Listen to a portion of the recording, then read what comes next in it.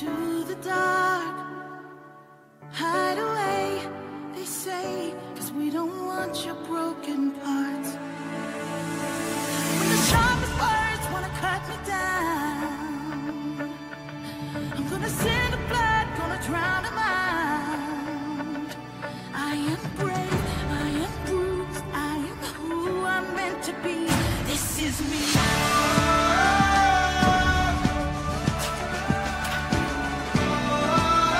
It's the return of the king in the men's half pipe. Shaun White takes the goal.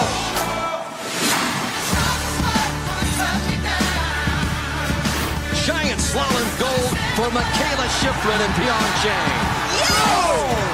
Holy cow! Chloe Kim, your Olympic champion.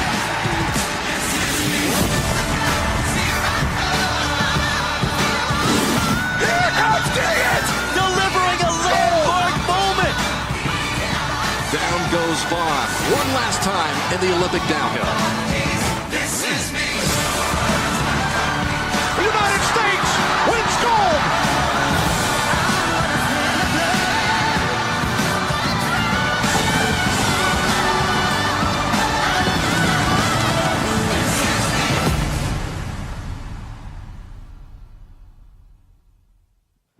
Great.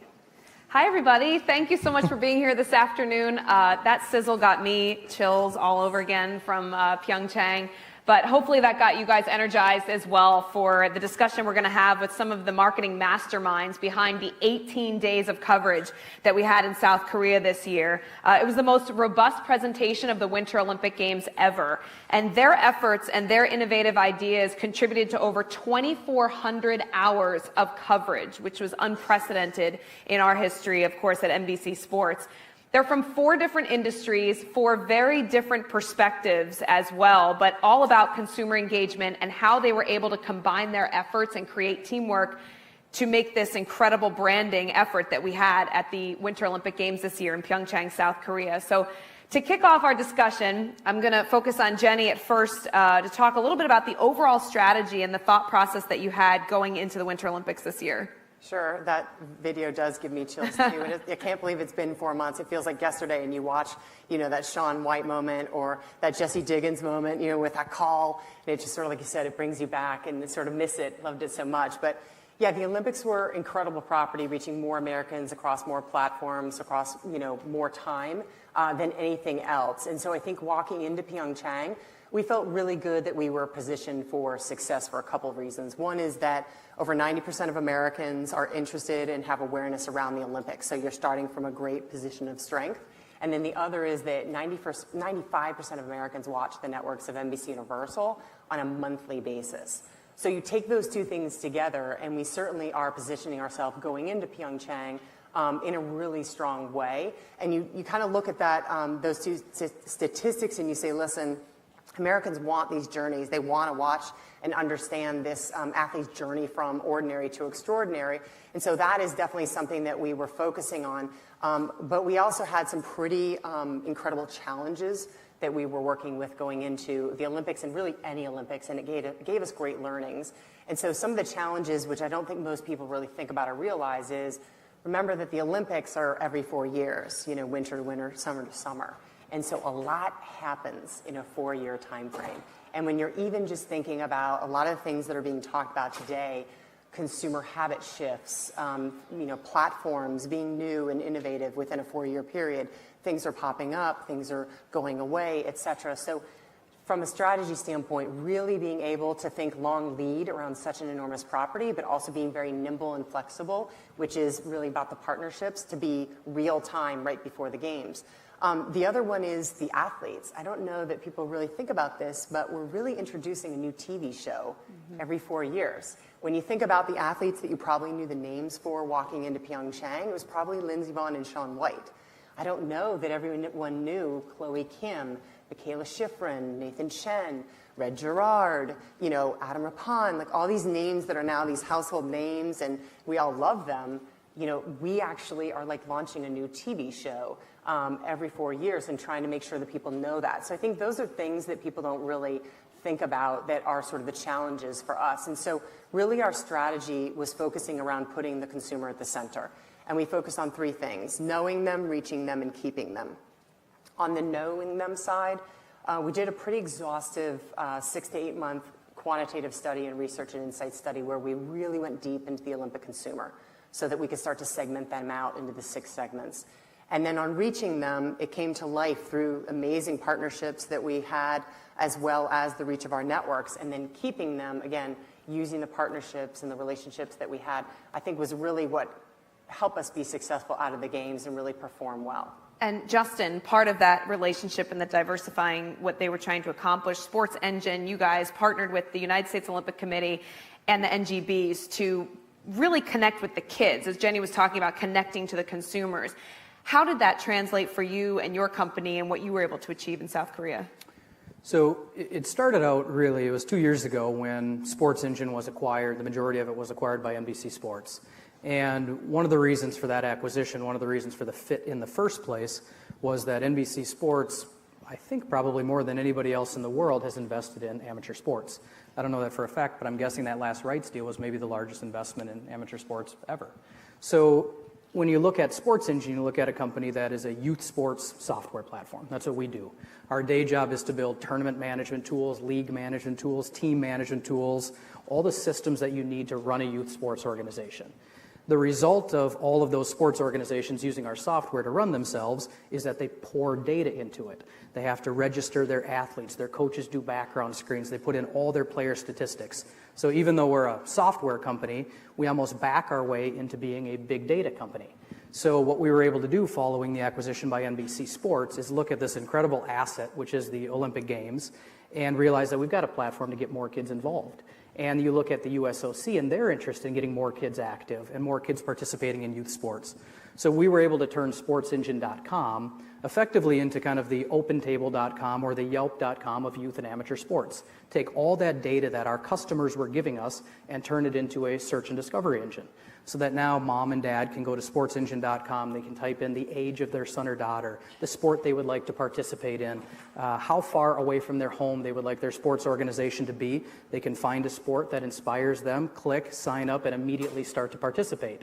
So once we had that asset of sportsengine.com as a search and discovery engine, and Jenny and team had the asset of the Olympic broadcast rights, and the USOC had this hugely vested interest in getting more kids involved with sport, that became something that we were all able to get together on and run linear television broadcast ads. When you're sitting with your family in the living room and you're being inspired by sport during the Olympic Games, for the very first time, you could not just sit there and be inspired. You could actually be inspired and immediately go find a sport for your son or daughter to participate in, even those non-traditional sports that inspire us through the Olympics.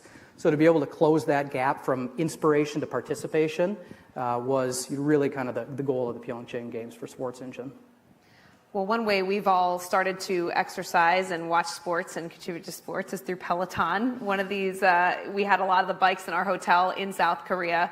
But Maggie, part of your team, you put people on site. You put 11 members. You traveled 7,000 miles to South Korea to try and showcase your product. Why was that important for you to do during this platform of the Olympic Games?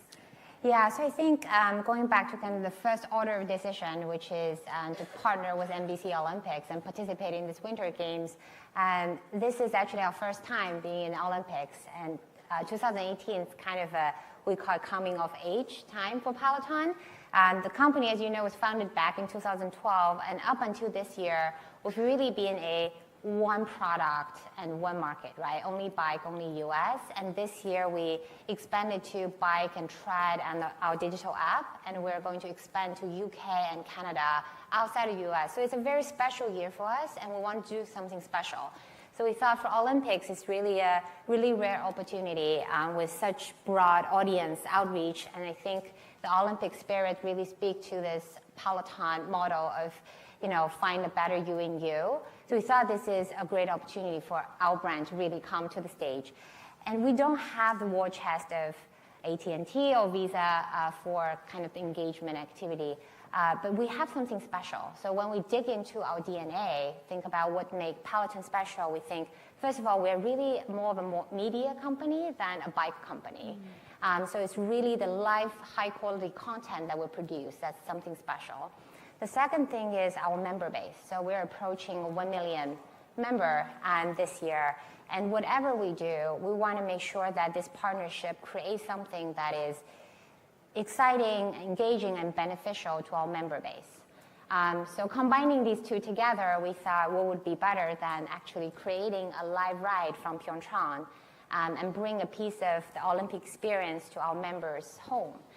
So we decided to fly our head instructor, Robin, all the way to Pyeongchang, and thanks to the NBC team to produce really exciting rides from Pyeongchang. Yeah, you can see the video here, and it's behind us as well. I thought that was pretty neat that you guys were on site in our NBC Sports studio. But how was it received by the consumer, would you say? Well, simply put, people just loved it. Yeah. So the first ride, which is the 30-minute ride and aired at 6 a.m. Eastern, was historically the most streamed ride ever. So think about one class. It was taken by 68,000 people and still counting. And we had more than 175,000 rides over the period of 2 weeks of the Olympics. So it was really well received by our members. It got picked up by many media. I think Jason Gay from Wall Street Journal actually wrote in the studio and wrote a very interesting, very funny, but interesting piece about it. So I think it really was a special moment for our members, but also generated the brand excitement and buzz that we were hoping for from the beginning. All right.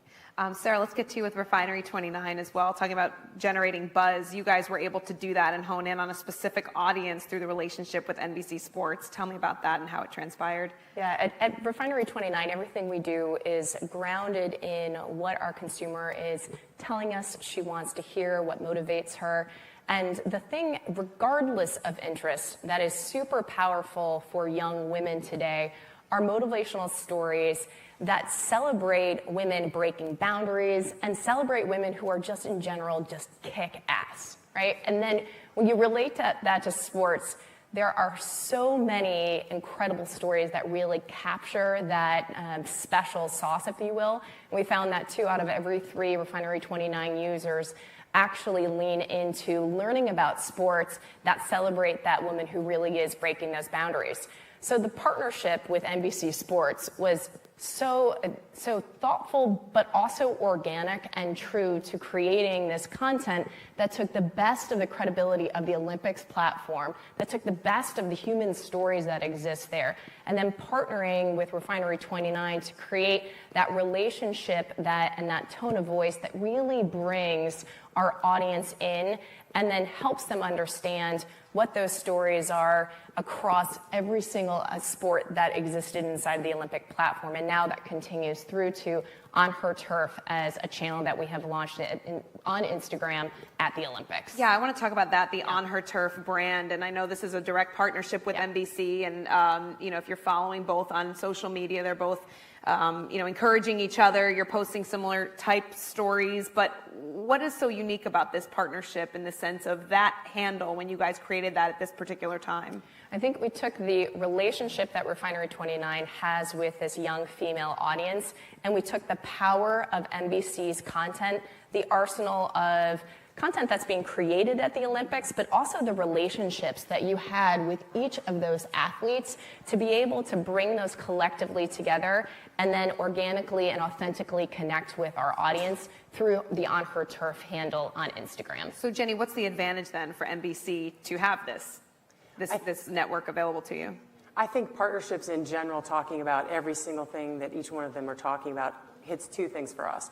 One is when we talked about segmenting our audience, we're talking about different groups of people that have different connection points to the Olympics, different reasons why they value a relationship with the Olympics. So partnering authentic with those exercise enthusiasts and those parents and moms and then these kick-ass women, that's an opportunity for us to go in and speak authentically to people with Olympic content. Versus us just sort of putting it out on our own networks. It's our way to connect with them on their daily lives. When they're waking up, my sister was one of those that texted me and said, I'm riding with you guys in South Korea. This is awesome. But that's the connection point that only I think the Olympics can do because it is such a broad, sort of fan base and that you can touch people's lives. So being able to connect with them on a daily basis is probably the first reason why the connections are important, the partnerships. The second is every single one of these we're continuing to work with. And so people want more content. They want more Olympic content. They want more, badass female sports content. They want more, fitness content, and they definitely want to be searching more around their kids and those properties. And so what's great about each of these relationships is they actually have continued past the Olympics over the last 4 months and working with them and continuing to define, and grow the spaces. So the partnerships we look at is something that's not just a come into the Olympics and, okay, we'll see in 4 years. It's a partnership that we're working on with you, and we're going to build and grow till we get to the next time. And what were some of the challenges, I guess, for all three of you here of reaching that kind of a global audience in such a quick amount of time based on what the partnerships in the past that you had worked with? How was it different in the sense that you were reaching the masses covering the Olympics? I mean, we talked 2,400 hours of coverage, 18 straight days. So what was the biggest challenge you had to deal with? Maggie, I'll start with you. The biggest challenge. Yeah, as far as the relationships you had in the past, how this one was different, taking Peloton to South Korea when you're on a stream with millions of people worldwide watching. I think for us, one of the uniqueness of this partnerships that we really know the NBC team's capability on the ground, right? So the production team is really first class, and then we have the confidence that they can help us deliver the first class content to our members. I think one of the challenges we had was, at least for this year, our ride was really behind the paywall. So you have to be a member of Peloton to really enjoy the content. And if I think beyond this past Olympics and the future partnership with NBC, we're very excited to explore opportunities to bring it to more people, to bring it to a larger scale. So to really make it unique for not only the US members, but for worldwide stage and for people who are not even members to be able to consume this content. And Justin, how about you? For us, it was a pretty fundamental challenge, like a fundamental challenge with the entire business model. So Sports Engine, for its first 8 years of life, was a B2B software company. We sold a youth sports software platform to the roughly 250,000 youth sports organizations in America. And you're largely looking for that one person or one of those couple of people, that president or treasurer or vice president, who can actually buy your software. But it is a B2B software sale. What we really needed to do around the Olympics was, frankly, create a consumer company. We needed to be able to talk to every mom and dad in the country because we've got this big megaphone through the linear broadcast and through the digital broadcast into all these homes. So for Sports Engine, it was the opportunity for us to invest in something we haven't invested before and actually build this sportsengine.com as a consumer search and discovery portal, which would give value to every mom and dad. So just to go a little bit deeper into this, so as a business model, we've always been big fans of companies out there that have one franchise business model that allows them to, frankly, kind of irrationally invest in other things that add value. So years ago, people would always ask, how does Google give away all these, Office suite of products for free? How did they invest so much in Maps? How did they spend that much on Waze? Really, they can buy Nest for billions? Why? Well, of course, we all know why. It's creating more engagement, which is generating more monetizable searches. Sports Engine is somewhat similar. Our actual B2B business is effectively a payments company at its core. We're basically a treasury company that manages billions of dollars of youth sports sign-up fees. And when we build tournament registration, league management, team registration, all these other tools that add value to a sports organization, mostly those are tools that just make sports organizations better so that more kids participate, thus generating more transactions, more player registrations. So this was an opportunity for us to kind of irrationally invest in a consumer search and discovery engine to hopefully get more kids searching for sports they'd like to play, more kids signing up, which actually does support kind of the core franchise business model. So it was really an opportunity for us to, frankly, completely rethink kind of the business model and how we're going to market. Well, I think one of the things that you can talk about probably is the investment wasn't just something going in the Olympics. Now, because of the partnership, we have hundreds of hours of Olympic sports outside of the Olympics that are happening. Summer sports happening now with track and field and Diamond League and gymnastics championships.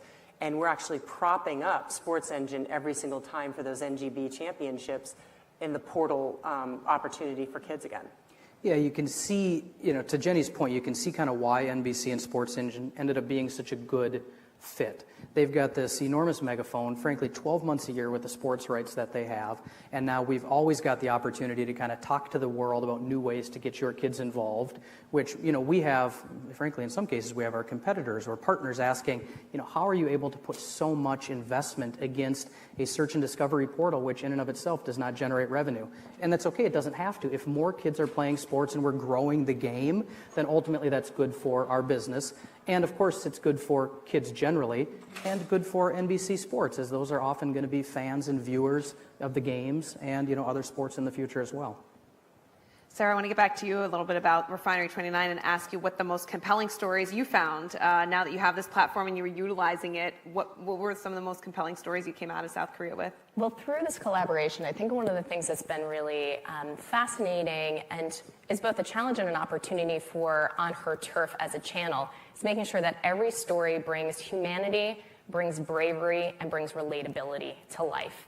And so when you pull that back from the Olympics overall, certainly stories like Michaela winning 3 gold medals absolutely resonated with the audience. But what was really interesting, it was the stories that brought those 3 different elements together in order to talk about like squad goals, where athletes were supporting each other. That was extremely powerful and highly engaging for the young female audience that is going to On Her Turf each and every day. Other examples of this, like Chloe Kim and the relationship she has with her family. I think that was a big story just in general at the Olympics.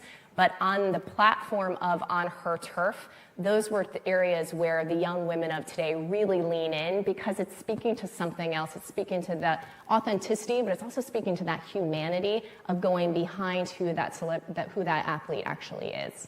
And to Sarah's point, I think one of the best, most engaged videos that we have was the Boston Marathon Desi Linden video, which exactly speaks to what you talked about, women supporting women, when Desi was helping Shalane and then fell back and then realized all of a sudden now she's the winner of the Boston Marathon. This is amazing. But what was great about the platform was I think everyone else was saying that's so great for her, she won.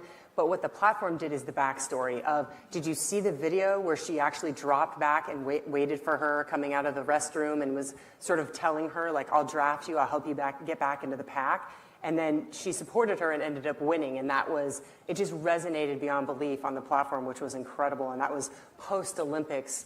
And what we continue to do together is find those stories that aren't really told, that are what's really inspiring women. To Jenny's point earlier, this is a continued relationship, and I think that's what's also really powerful is when you have 2 media companies that believe in women, that believe in the power of sports, that believe in the fact that we can authentically connect with young women around being fans, around being athletes themselves, around telling stories about business executives that are female, that are changing the landscape of sports. All of that now really resonates, and On Her Turf has become a platform for us to be able to have those conversations, but that never would have started if the Olympics didn't exist and we didn't have that incredible, I think, creative platform to also build off of.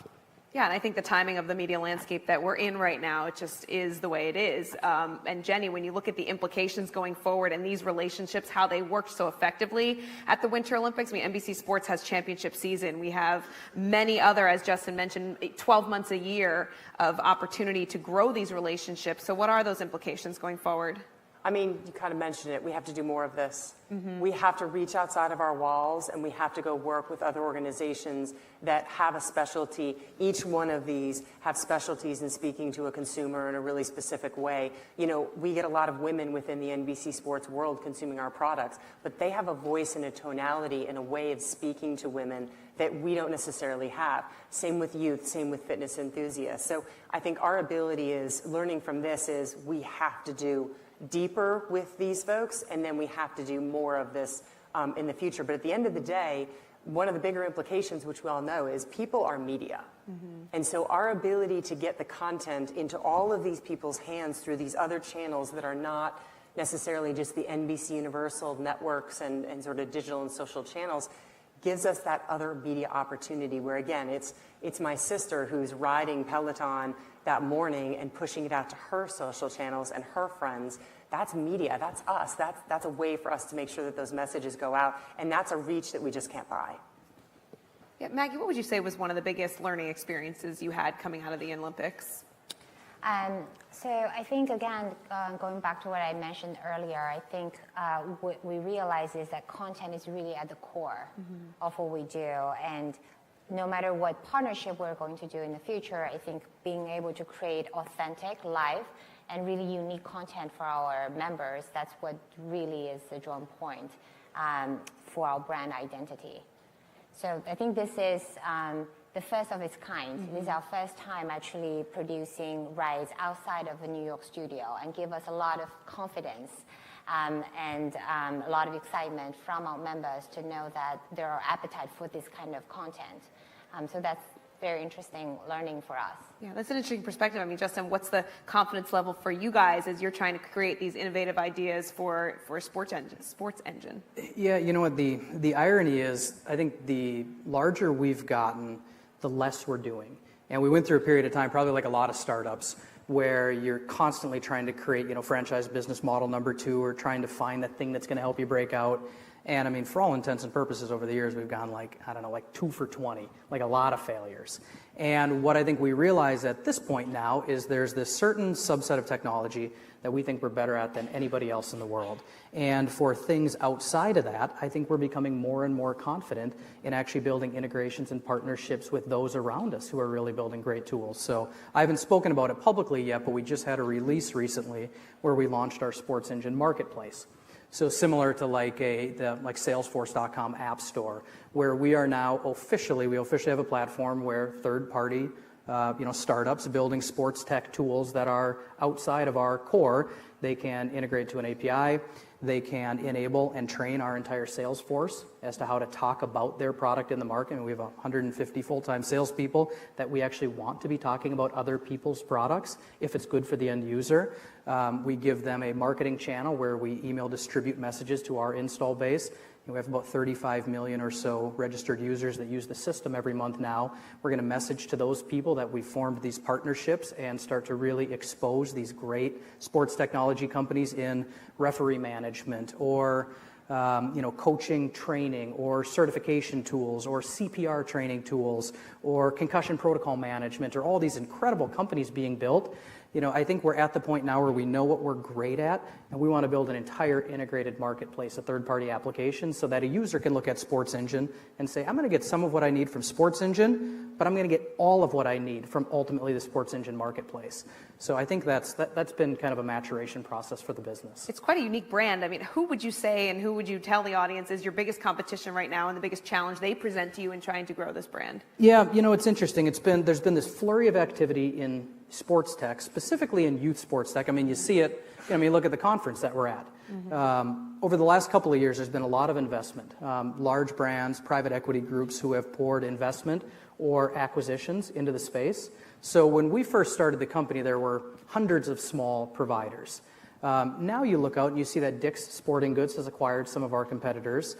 Sports Illustrated acquired a number of our competitors. We recently acquired that business from Sports Illustrated. A private equity group has rolled up a number of our competitors into kind of one holding company. So there's some very big brands out there acquiring businesses and putting together, what they hope will be a Sports Engine competitor, a sports tech stack. So I think our job, truthfully, is to just be as innovative as humanly possible, to use all of our engineering horsepower to stay focused, stay innovative. At the end of the day, the best product always wins.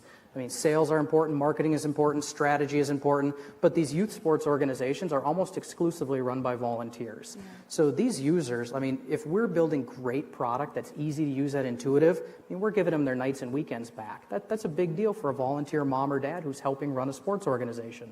So I think our key is being as or more innovative now than we've ever been and just concentrate on building great product. I know, even just talking to, Sarah, when you were mentioning, your eyes lit up when you were talking to Justin in the green room about how great you have 2 sons at home. I mean, this is a great platform for you to be able to use as well. I literally I'm going home tonight and I'm getting on sportsengine.com. I had no idea. I just moved to a suburb. I have a 4-year-old and a 6-year-old. I have been trying to put them in all sorts of different sports classes. I don't know if you say sports class, but like different leagues. And I didn't know where to go for someplace that felt safe and that also felt like it would aggregate all the information into one place. And lo and behold, I met this gentleman, and now my answers are going to be, or all my problems will be solved, which is pretty awesome. So I'm really excited as a parent and a mom. Yeah, and Jenny, just being able to reach that kind of an audience as well, and showcasing Justin as well as Maggie and Sarah's products for NBC as well. Absolutely. I mean, we have the ability, like I said, when you have the network of 14 cable channels, 2 broadcast networks, 7 standalone digital businesses plus 50 probably digital businesses that are offshoots of the individual brands, we can work with these partnerships and provide some fire underneath them, shall we say. When we want to really push on her turf and we work together, they do an incredible job on the R29 side and really going to their fan base, and we similarly will go across to sort of the NBC Sports fan base and light the fire. Same thing with Sports Engine. Various times of year, we have the ability, which I think is the game changer, different from the competitors maybe per se, that we do. We work with Justin and the team, and we talk about the network of our sort of assets, really pushing the Sports Engine and providing them a lot of business and opportunities. So I do think that's the one area that probably stands out from the competitive set, is that ability to sort of use us as a nice support base. You were talking to me earlier about 45 days on the road this year, from the Super Bowl straight to the Olympics in Pyeongchang. What would you have done differently with regards to these marketing opportunities and these marketing partnerships, looking back at that long period of time that was so important to the fruition and the benefits of our company? What would you have done differently? Well, first we would try to get more sleep so that I could have taken the Peloton class. Yeah, exactly. Because they said, are you going to ride? I'm like, I've literally slept 6 hours in 4 days, so that's probably not going to be best for my health. I would have done that because I really wanted to ride, but my team did. Going back to kind of what I was mentioning, I think we would have tried to do more earlier. I appreciate these partnerships because I think you guys jumped in with us, not sort of knowing, how was this going to go. I mean, you guys did a lot of heavy lifting to get a bunch of bikes over to South Korea, and we remember the process, and we all got there like, oh my gosh, they're putting the bikes together. We can't believe this. This is awesome.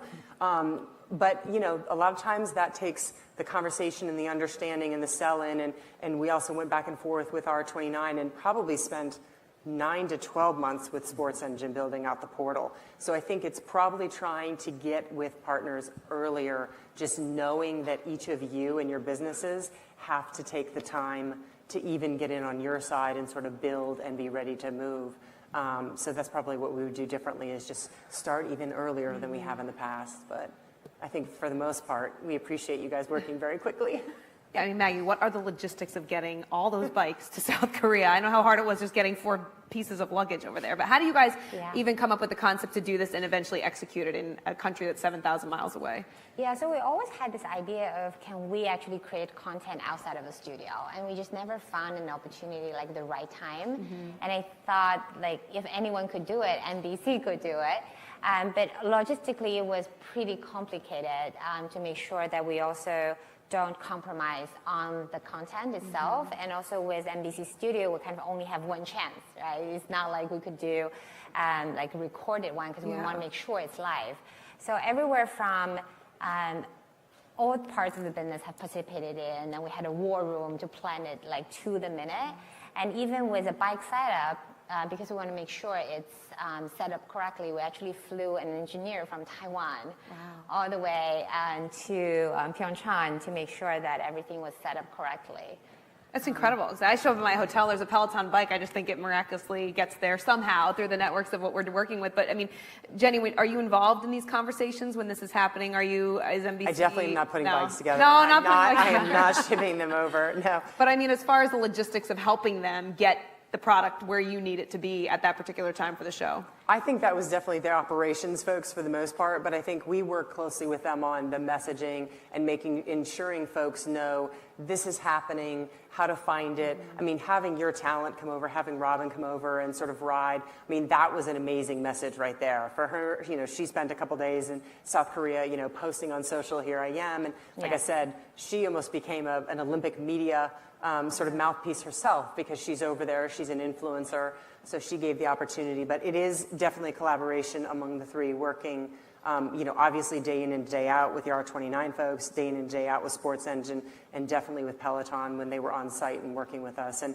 the great news is to hear that each one of the platforms feels successful and feels like it's incredible to hear stats like that's our best streamed ride. That's awesome. That's music to our ears. And obviously the business that Justin, they crushed it the month of February and brought more kids into Olympic sports. And the only thing I think, that's cool in Justin's world, which we'll see in 4 years and 8 years, is the pipeline. So, our hope one day, I think what we talk about is that we find out that there's this young person that found a sport through Sports Engine in the 2018 games, and maybe, in 8 years, they're an Olympian. And, how did you, because we always go talk to the Olympics, well, how did you get involved? And, well, I logged on to sportsengine.com. And the USOC has those stories from a previous platform that we had that was a bit of a, what would you call it, Justin, more not as robust as Sports Engine, called Gold Map. It was basically a landing page.